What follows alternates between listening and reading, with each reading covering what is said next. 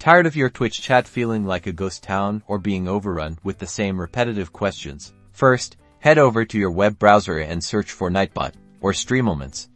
These are two of the most popular and user-friendly chatbot services for Twitch. For this tutorial, we'll use Nightbot. Click on the Nightbot website link, then find and click the login button in the top right corner. You'll be prompted to authorize Nightbot to access your Twitch account. This is necessary for the bot to function in your chat. Click Authorize. Now, navigate to your Nightbot dashboard. You'll see a prominent button labeled Join Channel. Click it. You will see a message telling you to add Nightbot as a moderator to your channel. Go to your Twitch chat and type in the command shown on the screen. Remember, you need to be logged in as the streamer to do this. Nightbot is now in your channel. Back on the Nightbot dashboard, explore the various features like commands, timers, and auto moderation.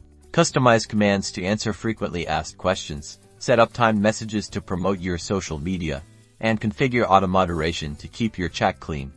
Experiment to see what works best for your stream. With a chatbot in place, you're ready to engage your community like never before. Good luck, and happy streaming.